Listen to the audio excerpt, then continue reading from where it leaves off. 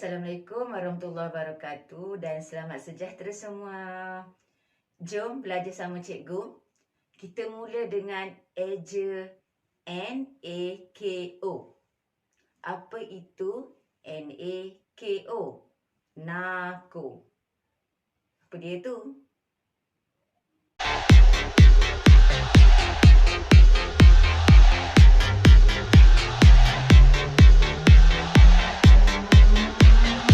Objektif pembelajaran kita pada hari ini ialah menghuraikan dan berkomunikasi tentang peranan benda hidup dalam kita air, kita karbon dan kita oksigen. Kriteria kejayaan yang pertama, menerangkan peranan benda hidup dalam kita air, kita karbon dan kita oksigen.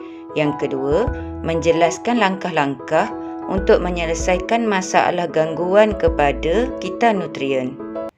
Di dalam video kali ini, kita akan belajar tajuk kita nutrien dalam ekosistem. Apakah maksud kita nutrien? Pemindahan nutrien dan tenaga berlaku secara berterusan dalam suatu ekosistem. Nutrien diperoleh dari ekosistem yang seimbang dan digunakan oleh benda hidup.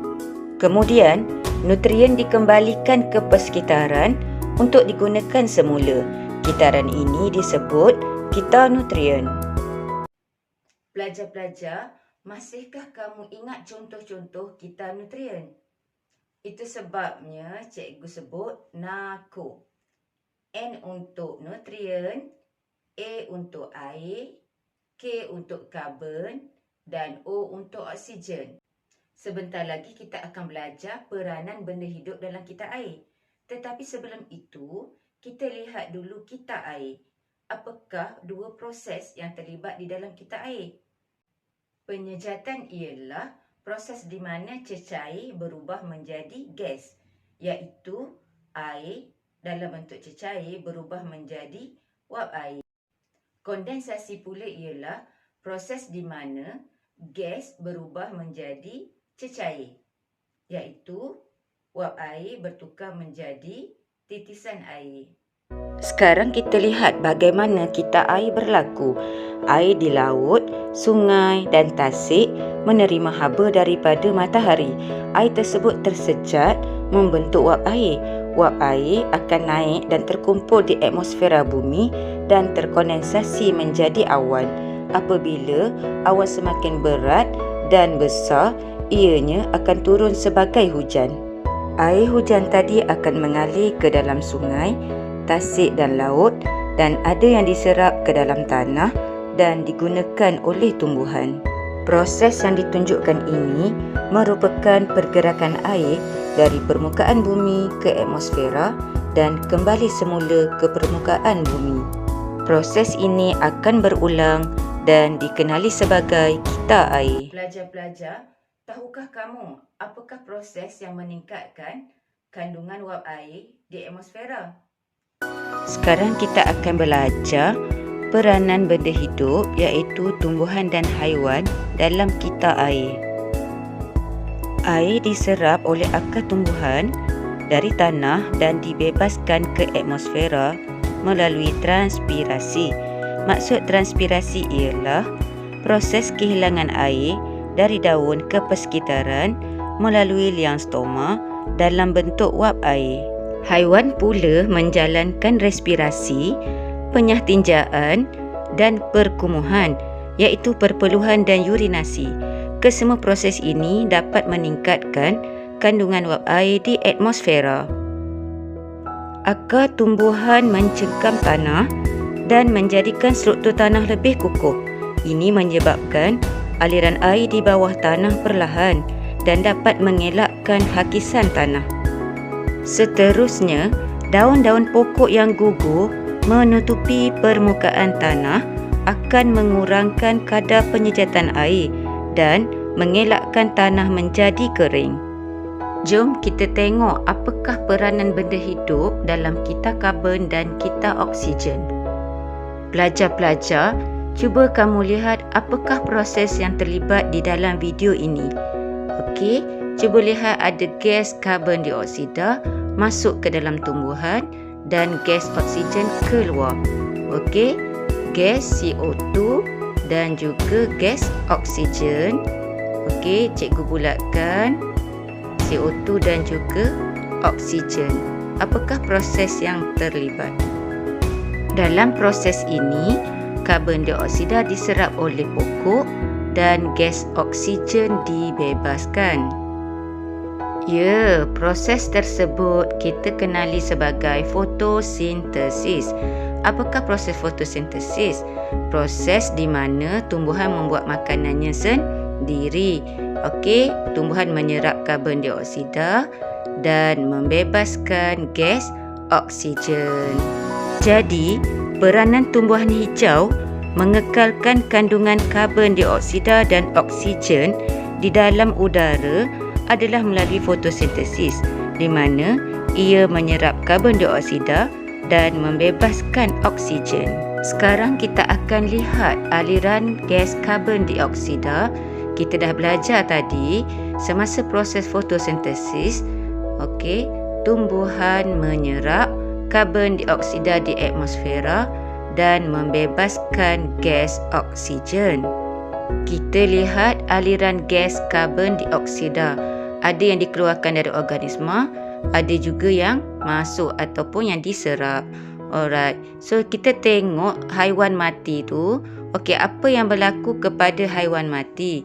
Ya, ianya akan mengalami proses perebutan.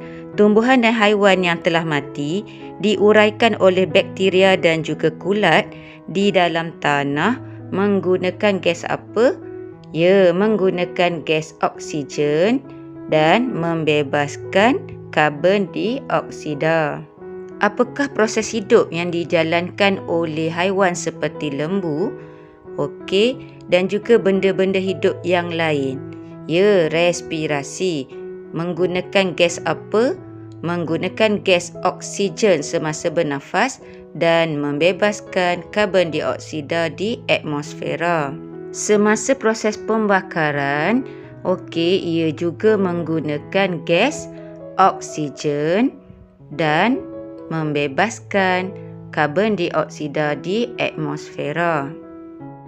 Kita lihat kita karbon dan kita oksigen adalah saling berhubung.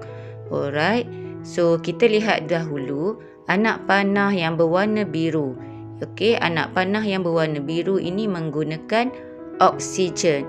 Benda hidup seperti manusia, haiwan seperti lembu, pokok dan benda hidup yang lain menjalankan proses respirasi iaitu bernafas menggunakan oksigen. Okey, gas apa yang dibebaskan? Gas karbon dioksida. Gas oksigen juga digunakan semasa proses perebutan. Okey, apakah proses perebutan tu? Okey, bagi haiwan yang mati dan juga tumbuhan yang mati akan diuraikan oleh bakteria dan juga kulat. Okey, so gas oksigen diserap manakala gas karbon dioksida dibebaskan. Tumbuhan hijau menjalankan fotosintesis. Karbon dioksida diserap manakala gas oksigen dibebaskan ke atmosfera.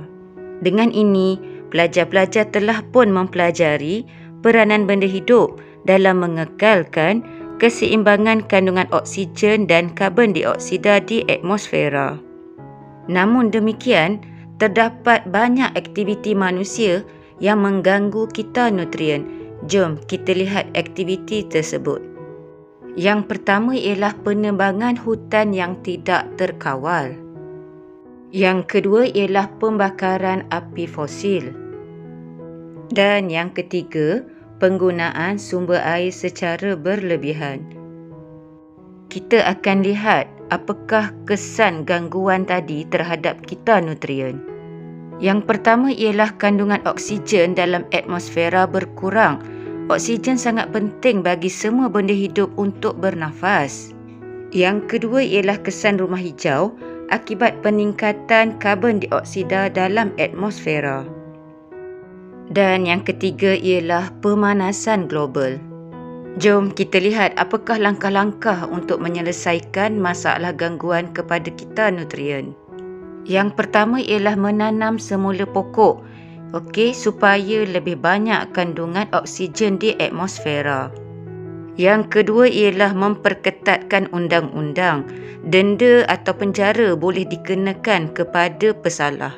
Yang ketiga ialah mewujudkan sistem pertanian yang terancang. Semoga video cikgu bermanfaat buat semua. Jumpa lagi. Jutaan terima kasih saya ucapkan kepada semua subscribers. Tidak kira di mana anda berada, teruskan sokongan anda kepada channel saya. Jangan lupa like, komen, subscribe dan aktifkan notifikasi lonceng agar anda tidak terlepas video terbaru daripada saya. Terima kasih kerana menonton video ini. Terima kasih.